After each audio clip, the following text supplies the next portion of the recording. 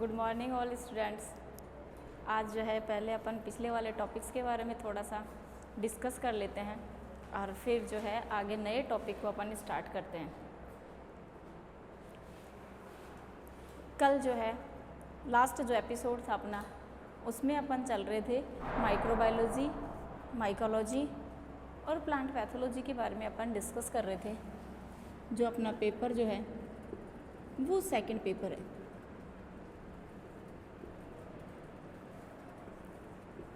Paper second, microbiology,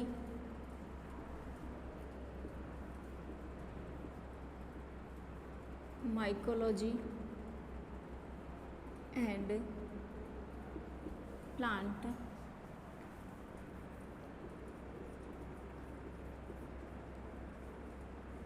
pathology. कल अपन ने इसके बारे में लास्ट जो अपना एपिसोड था उसमें इसके बारे में अपन डिस्कस कर चुके थे कि माइक्रोब्स, माइकस, फंगस एंड प्लांट पैथोलॉजी ये क्या है, और माइकस यानी कि फंगस से और माइक्रोब्स से होने वाली डिजीज जो है वो किस तरीके से अपने सिम्टम्स को जो है वो एक प्लांट के ऊपर कोज करती हैं। तो आज पहले अपन पिछले टॉपिक्स के बारे में थोड़ा सा लर्न करते हैं, एक बार रिवाइज करते हैं कि डिजीज़ क्या है। कल मैंने आपको एक्सप्लेन किया था कि कोई भी डिजीज़ कब कॉज होती है, जब उसके लिए 4 फैक्टर, एक ससेप्टिबल होस्ट, एक वायरुलेंट पैथोजन और एक एनवायरमेंटल फैक्टर और एक 4th फैक्टर टाइम। जब 4 जो टोटल फैक्टर्स हैं जब वो फेवरेबल कंडीशन में होते हैं, जब होस्ट एक ससेप्टिबल होता है और एक पैथोजन जो है वो वायरुलेंट होता है, तब ही कोई डिजीज कोज होती है। तो अपन पहले इसके बारे में थोड़ा सा डिस्कस करते हैं। Susceptible host,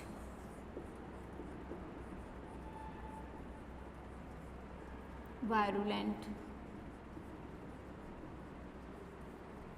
pathogen,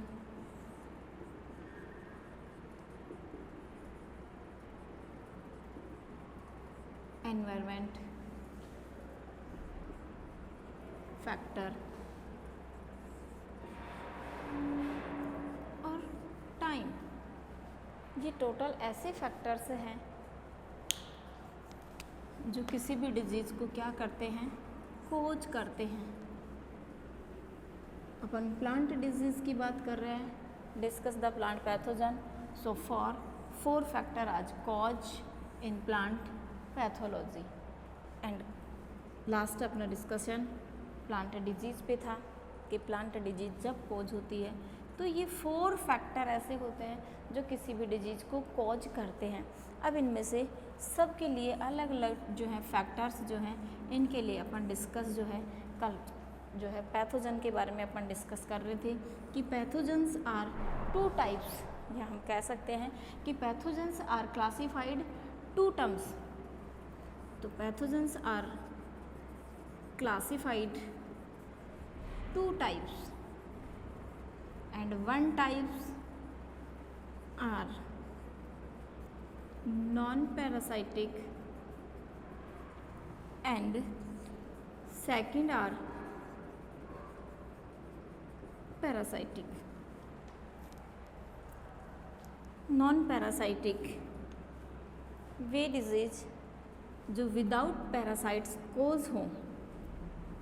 Y are the reason without parasites are caused disease in plant pathology called are non-parasitic disease, and second name of inanimate disease, inanimate disease, and third name are non infectious disease. Non-parasitic, inanimate and non-infectious disease. Why? सबसे बड़ा reason है non parasites disease, इसके without parasites disease, वे disease जो बिना किसी parasites के cause हों। तो हम क्या कह सकते हैं, जब पैरासाइट है ही नहीं, इसका मतलब किसी न किसी एनवायरमेंटल फैक्टर के कारण क्या होंगी, वो कॉज होंगी। इन एनिमेट, बिना किसी आक्रामक के, बिना किसी एनिमेट के, विदाउट एनिमेट यदि कोई डिजीज कॉज होती है तो वो भी equal to non parasitic and non infectious. एक प्लांट की बॉडी में एक डिजीज कॉज हो चुकी, इसका मीन्स दूसरे प्लांट बॉडी के अंदर उसी पैथोजन के द्वारा वो डिजीज कॉज नहीं होगी। जैसे सिंपल बात करें, पहले अपने लिए एक्सप्लेन करती हूँ मैं। जैसे अपनी बॉडी के अंदर एक कैल्शियम की कमी के कारण ऑस्टियोपोरोसिस डिजीज होती है। अगर एक व्यक्ति जिसमें कैल्शियम की कमी है और अगर उसके अंदर ऑस्टियोपोरोसिस की डिजीज हो जाती है तो दूसरे व्यक्ति में वो डिजीज कभी भी ट्रांसफ़र नहीं होगी। So non parasitic disease, so non infections disease, किसी इन्फेक्शन से नहीं हुई, मिनरल्स की डिफिशियंसी से हुई। उसी प्रकार से किसमें, प्लांट्स में भी मिनरल्स की डिफिशियंसी से, टेम्परेचर की डिफिशियंसी से, लाइट की डिफिशियंसी से, वाटर वेपर की डिफिशियंसी से, मॉइस्चर की डिफिशियंसी से, इन सब की डिफिशियंसी से भी क्या कोज होती हैं, डिजीज़ कोज होती हैं प्लांट्स के अंदर। वो सारी कैसी डिजीज़ होती हैं, नॉन इन्फेक्शियस डिजीज। तो यहाँ तक तो मैंने आपको लास्ट एपिसोड में एक्सप्लेन कर दिया था। आज अपन जो है नेक्स्ट टॉपिक जो है इससे रिलेटेड उस पर चलते हैं कि नॉन पैरासाइटिक जो डिजीज़ हैं, इन एनिमेट जो डिजीज़ हैं, नॉन इन्फेक्शियस जो डिजीज़ हैं, वो कौन कौन से ऐसे कंपोनेंट्स हैं, कौन कौन से ऐसे फैक्टर हैं जिसके कारण वो डिजीज कोज होती हैं। जैसे लाइक ए टेम्परेचर, टेम्परेचर जो है वो भी एक ऐसा फैक्टर है जिसके कारण क्या होती हैं, डिजीज कोज होती है। अब टेम्परेचर के लिए बात करें तो दो टाइप से अपन बात कर सकते हैं। एक तो टेम्परेचर लो टेम्परेचर हो जो किसी डिजीज को कोज करता हो, और दूसरा अगर टेम्परेचर बहुत हाई हो तो वो भी क्या करता है, एक डिजीज को कोज करता है।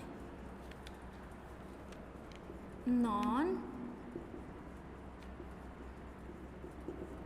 पैरासाइटिक फर्स्ट नंबर, इसमें से फर्स्ट फैक्टर अपन बात करें टेम्परेचर। तो टेम्परेचर सिंगल की बात करते हैं तो दो टाइप से वो अपने डिजीज़ को कॉज करता है। एक होता है लो टेम्परेचर और एक होता है हायर टेम्परेचर, और ये दोनों ही क्या करते हैं, डिजीज़ को कोज करते हैं। अगर एनवायरनमेंट में टेम्परेचर बहुत लो हो जाता है तो सिंपल सी बात है कि एनवायरनमेंट के अंदर माइक्रोब्स की कंपोनेंट बढ़ जाते हैं, और जो माइक्रोब्स के अलावा जो है फंगल डिजीज़ जो होते हैं, जैसे फंगस जो डिजीज़ है वो भी क्या हो जाती है, उस लो टेम्परेचर के कारण बहुत तेज़ी से क्या होती है, स्प्रेड आउट होने लग जाती है। वैसे हायर टेम्परेचर अगर होता है तो सपोज़ सबसे बड़ी बात ये क्या है कि हायर टेम्परेचर जब होता है तो एक प्लांट बॉडी के अंदर होने वाली डिजीज़ जो है वो सिंपली उसी प्लांट बॉडी के अंदर होती है। जैसे विल्टिंग, आपने एक पॉट में लगा हुआ प्लांट्स अगर आपने सनलाइट में रख दिया या धूप में रख दिया जहाँ पे बहुत ज़्यादा टेम्परेचर है, एक पॉट आपने अपने जो है इंडोर वाले उसके लिए रख दिया या फिर ऐसी जगह रख दिया जहाँ टेम्परेचर क्या है, बहुत कम है, तो जो डिजीज़ विल्टिंग डिजीज़ जो हायर टेम्परेचर वाले प्लांट में होगी वो डिजीज़ एवरेज टेम्परेचर वाले प्लांट्स में कभी नहीं होगी। तो नॉर्मल जो है किसी डिजीज़ के कोज नहीं होने के लिए एवरेज टेम्परेचर होता है 1 डिग्री से 40 डिग्री सेंटीग्रेड तक। इतने टेम्परेचर पे तो कोई डिजीज़ कोज नहीं होती है। लेकिन इससे जैसे ही हम माइनस में जाते हैं, -4 डिग्री या इससे भी कम डिग्री या इससे अबव की बात करें अपन, तो जैसे 70 डिग्री है, 80 डिग्री है, 90 डिग्री है या 100 डिग्री सेंटीग्रेड तक डिजीज़ जो है वो सबसे अधिक कोज होती हैं एक प्लांट बॉडी के अंदर। नेक्स्ट जो पॉइंट्स हैं अपन उसकी बात करते हैं तो अपन चलते हैं ऑक्सीजन। ऑक्सीजन तो सबने सुना ही है, ये भी पता है कि ऑक्सीजन डेली यूजेज होती है। अगर ये डेली यूजेज में नहीं हो तो भी सबसे बड़ी प्रॉब्लम। तो जो सब सेकंड पॉइंट है वो है डिफिशियंसी ऑफ ऑक्सीजन।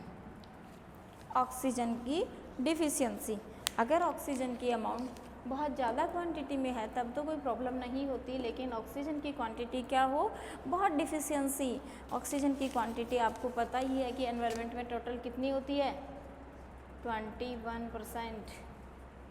21% से जैसे जैसे ऑक्सीजन की कमी बढ़ती जाती है, यानी कि ऑक्सीजन की कमी होती चली जाती है, तो वो प्लांट्स के सभी पार्ट्स को, जैसे उसकी रूट है, शूट है, लीफ है, फ्लावर है, फ्रूट है, सबको क्या करती है, इन्फेक्टेड करती है। अब अपन बात करें अगर अलग अलग पार्ट्स की, जैसे अपन बात करें ऑक्सीजन की डिफिशियंसी से प्लांट बॉडी में कौन कौन से पार्ट किस तरीके से इन्फेक्टेड होते हैं। अपन बात करें रूट की, अगर सॉइल में इसकी कमी हो जाती है तो रूट के जो रूट हेयर्स होते हैं उनकी क्या होती है, डेथ। अगर स्टेम की बात करते हैं तो स्टेम में धीरे धीरे क्या आने लग जाते हैं, स्टंट। अपन बात करें लीफ की तो लीफ में धीरे धीरे स्टार्ट हो जाते हैं necrosis. It is death of tissue. Tissue किसकी डेथ होती है, टिश्यू की डेथ होती है। तो हम क्या कह सकते हैं कि अगर एक ऑक्सीजन की डिफिशियंसी होती है तो एक प्लांट्स के वूल पार्ट्स, फ्लावर की अगर अपन बात करें, फ्लावर एंड फ्रूट, तो इनमें भी क्या शुरू हो जाता है, डीके। तो जो फ्लावर, फ्रूट, लीफ, स्टेम और रूट्स, ये सारे पार्ट्स क्या हो जाते हैं, ऑक्सीजन की डिफिशियंसी के कारण इन्फेक्टेड हो जाते हैं और इनके अंदर अलग अलग टाइप की डिजीज कोज होती हैं। तो जैसे ऑक्सीजन की कमी हुई सॉइल पार्ट के अंदर तो उसका रूट पार्ट इन्फेक्टेड होगा। तो पर्टिकुलर जिस सॉइल में, जिस एरिया के सॉइल में ऑक्सीजन की डिफिशियंसी हुई है, केवल वही उसी एरिया के जो प्लांट्स होंगे वो इन्फेक्टेड होंगे। बाकी दूसरे जो स्थान हैं, जो दूसरे प्लेस हैं, अदर प्लेस के जितने भी प्लांट्स होते हैं उनके ऊपर उसका कोई साइड इफ़ेक्ट नहीं होता है। तो हम क्या कह सकते हैं कि एक ऑक्सीजन की डिफिशियंसी से भी खूब सारे सिम्टम्स जो हैं वो प्लांट बॉडी के ऊपर कोज होते हैं। नेक्स्ट सिम्टम्स जो है उसकी अपन बात करते हैं, थर्ड सिम्टम्स। थर्ड सिम्टम्स जो है उसकी बात करें अपन तो moisture. Moisture, presence of water in environment and soil।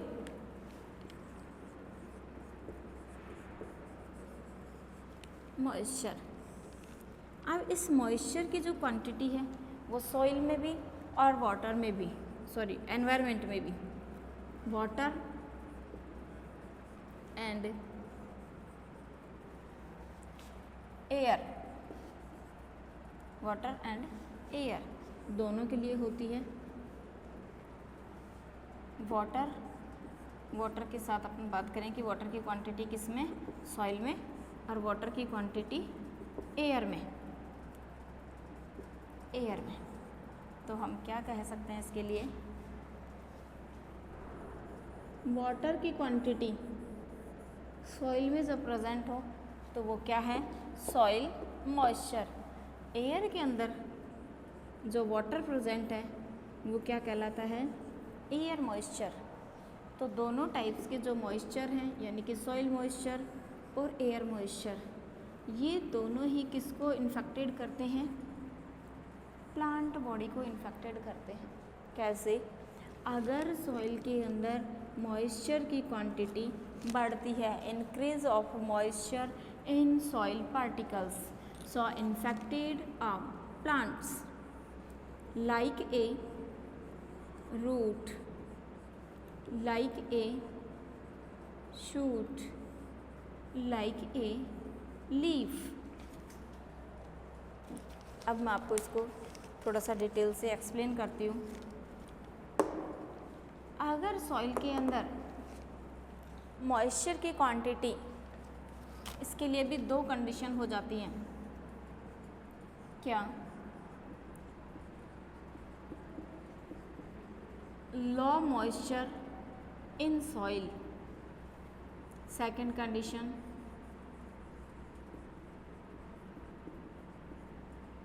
Higher moisture in soil. तो हम क्या कह सकते हैं, अकेले सॉइल के अंदर प्रेजेंट वाटर की मॉइस्चर कम क्वांटिटी में हो, यानी कि लो मॉइस्चर कंडीशन हो, या हायर मॉइस्चर कंडीशन हो, दोनों ही तरीके से किसको इन्फेक्टेड करेंगी, प्लांट्स को इन्फेक्टेड करेंगी। कैसे? जब सॉइल में मॉइस्चर की क्वांटिटी घटती है तो रूट जो होती हैं प्लांट्स की, वो किसका ऑब्जर्वेशन करती हैं, वाटर का और मिनरल्स का ऑब्जर्वेशन करती हैं। जब सॉइल में वाटर की डिफिशियंसी है, सॉइल में मॉइस्चर है ही नहीं, तो प्लांट्स के जो रूट हैं वो उसे कैसे ऑब्जर्व करेंगे? तो सबसे बड़ा रीजन, जब सॉइल में ही क्या है, लो मॉइस्चर है, तो प्लांट की रूट पार्ट, प्लांट का ये रूट पार्ट वाटर एब्जॉर्ब नहीं करेगा या फिर बिल्कुल कम क्वांटिटी में करेगा। तो सिंपल सी बात है, जब रूट वाटर का एब्जॉर्वेशन नहीं कर पाती है तो वो अपना water shoot, leaf and other parts उसको ट्रांसफ़र नहीं कर पाती है, और धीरे धीरे उस प्लांट्स के अंदर, प्लांट बॉडी में क्या उत्पन्न होने लग जाएगी, wilting. Deficiency of water in plant body, wilting. Plant show are wilting. क्या शो करेगी प्लांट बॉडी? एक विल्टिंग को शो करेगी। धीरे धीरे उस प्लांट बॉडी के अंदर whole plant body, root, shoot, leaf, flower, fruit, whole plant body show are wilting. Lower moisture के कारण पूरी प्लांट बॉडी क्या शो करती है, एक विल्टिंग को शो करती है। इसी की लाइक अपन किसकी बात करें, हायर मॉइस्चर की सॉइल में। अगर सॉइल के अंदर मॉइस्चर की क्वांटिटी बढ़ जाती है तब भी प्लांट क्या करता है, अलग अलग टाइप के डिजीज कोज करता है, क्योंकि प्लांट के पार्ट तो एज इट इज सेम ही होते हैं। तो प्लांट जो बॉडी है उसका फर्स्ट जो पार्ट है वो होता है इम्पोर्टेंट, सबसे मेन फंक्शन उसका होता है। जैसे अपन बात करें रूट, अपन बात करें shoot and leaf and flower and fruit, root part. इसको आपको एक बार डायग्राम से एक्सप्लेन करती हूँ। जब रूट पार्ट को ज़रूरत से ज़्यादा क्या मिले, moisture,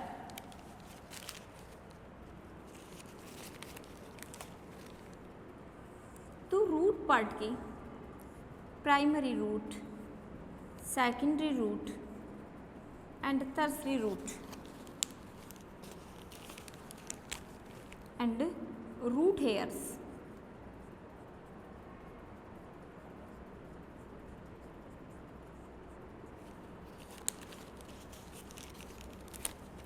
primary root, secondary root, tertiary root, root hairs and root cap. इन सब के बारे में तो आप अच्छे से जानते ही हैं, फिर भी मैं आपको शॉर्ट में एक बार और एक्सप्लेन कर देती हूँ कि सॉइल पार्टिकल्स जो होते हैं, उन सॉइल पार्टिकल्स के बीच बीच में जो गैप होता है, उस गैप के अंदर क्या प्रेजेंट होते हैं, water component, mineral component, water component, minerals component present होते हैं। तो ये जो सॉइल पार्टिकल्स होते हैं, इन पार्टिकल्स के बीच में जो स्पेस होता है, इस स्पेस के बीच में, इस स्पेस में कौन प्रेजेंट होते हैं, water. Mineral, oxygen gas, nitrogen gas, जो नाइट्राइट के फॉर्म में प्रेजेंट होती है। जैसे ये गैसेस प्रेजेंट होती हैं तो जो प्लांट बॉडी का रूट पार्ट जो है, इस रूट में primary, secondary, tertiary, root hairs, root cap, सबके अपने अपने फंक्शंस होते हैं। ये क्या करती हैं, इन पार्टिकल्स के बीच में जितने water, minerals and oxygen present होती है उसको क्या करती हैं, ऑब्जर्व करती हैं धीरे धीरे। लेकिन जैसे ही वाटर की क्वांटिटी बढ़ती है, यानी कि हम कहें किसकी क्वांटिटी बढ़ती है, मॉइस्चर की क्वांटिटी सॉइल में जब बढ़ जाती है, increase of moisture quantity in soil, तो डिफिशियंसी ऑफ ऑक्सीजन। तो सॉइल के अंदर जैसे ही वाटर की क्वांटिटी बढ़ती है तो किसकी डिफिशियंसी हो जाती है, गैसेज की डिफिशियंसी हो जाती है। तो इन रूट के ऊपर प्राइमरी रूट, सेकेंडरी और टर्सरी रूट, जो टर्सरी रूट होती है उनके चारों ओर क्या प्रेजेंट होते हैं, रूट हेयर प्रेजेंट होते हैं, रूट हेयर।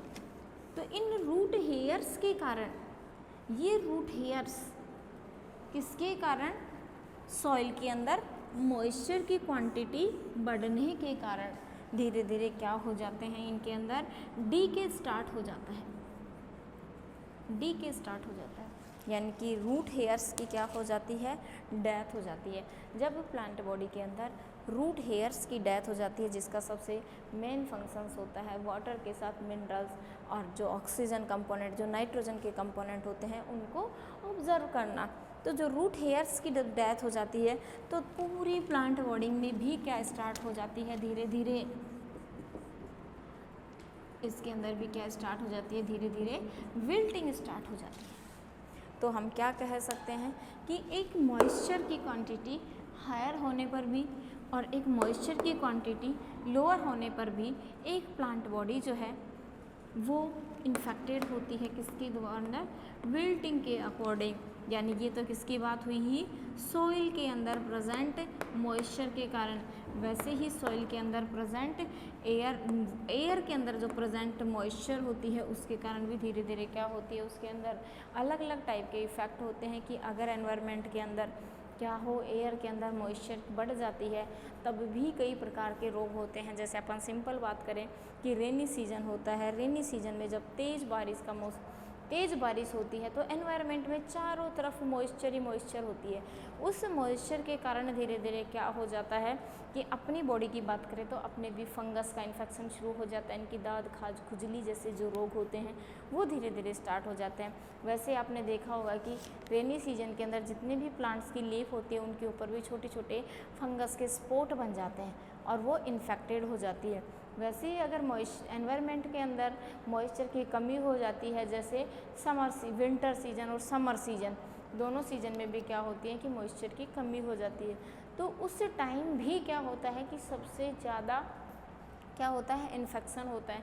जैसे अपन गर्मियों की बात करें कि गर्मियों में एनवायरनमेंट के अंदर, एयर के अंदर जो मॉइस्चर है वो कम हो जाती है तो प्लांट धीरे धीरे क्या हो जाते हैं, बिल्कुल विल्टिंग लेना शुरू कर देते हैं। तो हम क्या कह सकते हैं कि मॉइस्चर जो है वो वाटर को भी अफेक्टेड करती है, सॉइल को भी अफेक्टेड करती है वाटर की क्वांटिटी, और एयर को भी अफेक्टेड करती है वाटर की क्वांटिटी।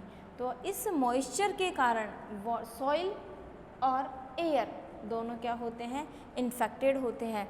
नेक्स्ट जो पॉइंट्स है अपन उस पर चलते हैं और उसके लिए बात करते हैं कि फर्स्ट पॉइंट अपना टेम्परेचर, सेकंड पॉइंट अपना ऑक्सीजन की डिफिशियंसी और नेक्स्ट पॉइंट है अपना मॉइस्चर। अब नेक्स्ट पॉइंट पे अपन चलते हैं लाइट के लिए तो सब जानते ही हो, जैसे सनलाइट, ट्यूबलाइट, इनके सबके अपने अपने रोल्स होते हैं। अपन बात कर रहे हैं सनलाइट की, कि प्लांट्स जो है वो सबसे ज़्यादा किसका यूज करते हैं, सनलाइट का यूज करते हैं। तो बात करें हैं सनलाइट की, सनलाइट अगर बहुत ज़्यादा क्वांटिटी में प्लांट्स को मिलती है तो उसके भी साइड इफ़ेक्ट होते हैं, यानी कि उसके कारण भी डिजीज़ कोज होती हैं। और अगर सनलाइट प्लांट्स को कम क्वांटिटी में मिलती है तो उसके भी खूब सारे साइड इफ़ेक्ट होते हैं और उसके कारण प्लांट बॉडी में सबसे ज़्यादा डिजीज़ कोज होती हैं। और सनलाइट के कारण जो डिजीज़ कोज होती हैं वो भी सारी कुछ, सनलाइट कोई पैथोजन नहीं है, क्या है, एक नॉन पैथोजन है, नॉन पैरासाइटिक डिजीज़ है। तो अपन बात करें इसमें सनलाइट की। सनलाइट का सबसे इम्पॉर्टेंट जो रोल है वो अपन प्लांट्स के लिए बात करते हैं। इसी सनलाइट को प्लांट्स यूज करते हैं किसके लिए, फोटोसिंथेसिस के लिए। किसके लिए यूज करते हैं, फोटोसिंथेसिस के लिए यूज करते हैं। फोटोसिंथेसिस के लिए सनलाइट को यूज करके, और किसका सिंथेसिस करते हैं, ग्लूकोज का सिंथेसिस करते हैं। किसकी प्रेजेंस में, क्लोरोफिल ए प्रेजेंस। यानी हम क्या कह सकते हैं, chlorophyll A present in plants and use of sunlight, direct photosynthesis, formation of glucose are a ATPase formation and plant use of energy। यानी कि एक प्लांट्स जो है वो फोटोसिंथेसिस के द्वारा ग्लूकोज का फॉर्मेशन करता है। ग्लूकोज एटीपेज के फॉर्मेशन में होता है, और एटीपेज एक प्लांट बॉडी के लिए क्या होती है, एक एनर्जी के फॉर्मेशन में पाई जाती है। तो सनलाइट को भी हम 2 टाइप्स से समझ सकते हैं, अच्छे से अंडरस्टैंड कर सकते हैं। कैसे, अगर सनलाइट की डिफिशियंसी हो या सनलाइट बहुत हायर क्वांटिटी में हो, तो दोनों को ही अपन समझ लेते हैं एक बार। हायर लाइट और लो लाइट, लोअर लाइट। सपोज करो एनवायरनमेंट के अंदर बहुत ज़्यादा लाइट प्रेजेंट हो, तब भी प्लांट्स जो हैं फोटोसिंथेसिस की क्रिया नहीं कर पाते हैं। आपने सुना होगा, आपने छोटी जो क्लासेस थी 6th 7th 8th 9th 10th इन सब में स्टडी भी की होगी कि प्लांट्स मॉर्निंग, अर्ली मॉर्निंग यानी कि मॉर्निंग और इवनिंग के टाइम सबसे ज़्यादा फोटोसिंथेसिस की प्रोसेस कंप्लीट करते हैं। दोपहर, आफ्टरनून सबसे कम जो है वो क्या यूज करते हैं, अपनी सनलाइट को यूज करते हैं। इनकी फोटोसिंथेसिस के प्रोसेस को क्या करते हैं, कम करते हैं। लेकिन लो लाइट जो है उसका सबसे ज़्यादा साइड इफ़ेक्ट होता है प्लांट बॉडी पे। लो का मतलब तो यहाँ 0 ही कहेंगे, 0 लाइट। और जब लाइट 0 होती है तो बहुत सारी उसके अंदर डिजीज़ कॉज हो जाती है, जिसमें से एक सबसे इम्पॉर्टेंट डिजीज़ जो है वो है इटियोलेशन।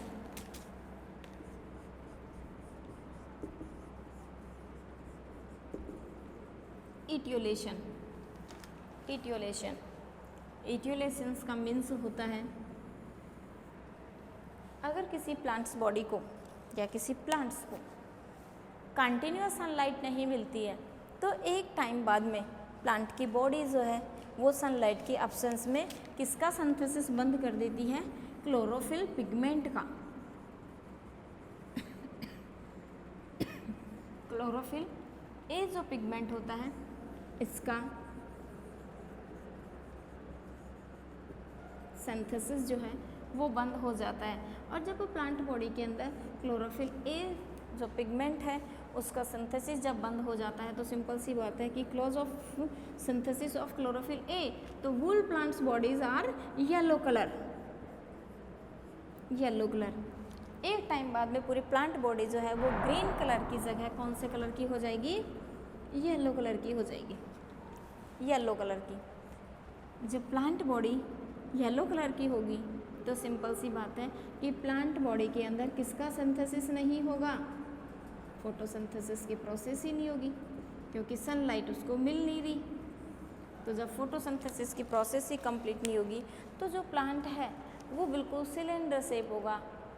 प्लांट बॉडी जो है वो व्रिंकल शेप होगी, सिलेंडर शेप होगी। जो लीफ होंगी वो बिल्कुल इमैच्योर टाइप की या प्री मैच्योर टाइप की रह जाएंगी। और जो स्टेम पार्ट है उसके अंदर नोड और इंटरनोड जो पार्ट होते हैं, उनमें से इंटरनोड अपनी क्या करता है, अपनी लेंथ को और ज़्यादा ग्रो कर लेगा। तो एक बार मैं आपको इसको डायग्राम से थोड़ा सा एक्सप्लेन करती हूँ कि जब लाइट जो है किसी प्लांट्स को बहुत कम क्वांटिटी में मिलती है तो